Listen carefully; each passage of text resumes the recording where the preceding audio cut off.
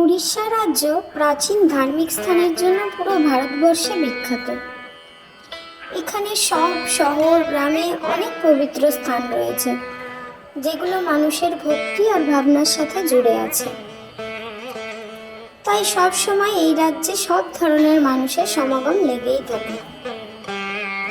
এখানকার পুরীর রথযাত্রা তো বিশ্ববিখ্যাত।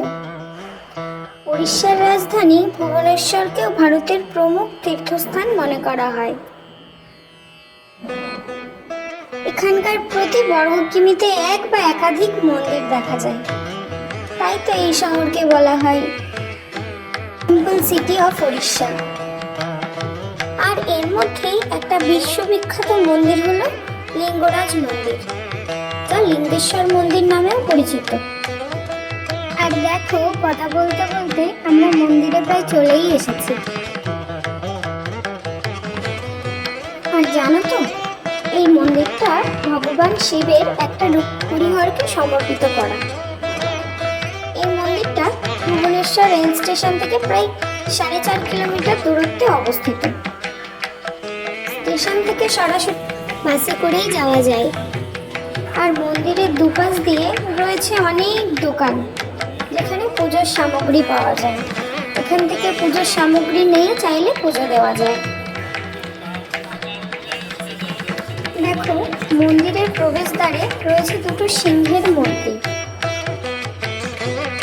আর সেই দ্বারের ওপরই রয়েছে ভগবান শিবের নানান স্বরূপের চিত্র। এই লিঙ্গরাজ মন্দির হলো এখানকার সবচেয়ে বড় মন্দির এবং বহু পুরনো মন্দিরের মধ্যে একটা। এই মন্দিরের ভিতরে ছোট বড় অনেক মন্দির রয়েছে। দেখো, এই মন্দিরের মধ্যে সবচেয়ে বড় মন্দিরটা ভগবান লিঙ্গরাজকে সমর্পিত, আর তার পাশ দিয়েই রয়েছে আরো অনেক ছোট ছোট মন্দির। আর এই মন্দিরের সামনে রয়েছে একটা ছোট জলাশয়। সেই বাঁধানো জলাশয়ের চারপাশ দিয়ে রয়েছে 108টা মন্দির, যেখানে রয়েছে প্রত্যেকটিতে একটি করে শিবলিঙ্গ। খুব সুন্দর দেখতে।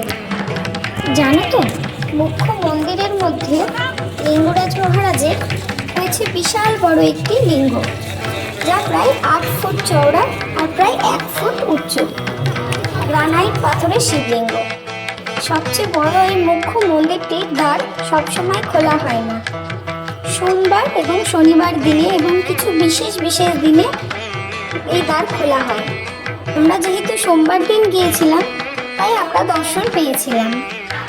সত্যি দর্শনে যেন মন ধন্য হয়ে যায়। এই মন্দিরের পাশেই রয়েছে চিত্রকারিণী মন্দির, একই ধাঁচের তৈরি মন্দির। কারুকার্যগুলো অনেকটা একই রকম। আর এর পাশেই রয়েছে বিন্দু সরোবর। এই বিন্দু সরোবরেরও বিশেষ মাহাত্ম্য রয়েছে ইতিহাসের পাতায়। মনে করা হয় যে ভগবান শিব বেনারস থেকে এসে এই মন্দিরের তটেই বিলীন হয়ে গিয়েছিলেন। ভগবান পার্বতীও তার পিছু পিছু এসেছিলেন তাকে খুঁজতে। এই মন্দিরের পাশ দিয়েই রয়েছে আরো অনেক মন্দির, যেমন মুক্তেশ্বর, সিদ্ধেশ্বর, কেদারেশ্বর, অনন্ত বাসুদেব মন্দির। এগুলো বেশ বিখ্যাত। আজকের মতো এই পর্যন্তই। ধন্যবাদ।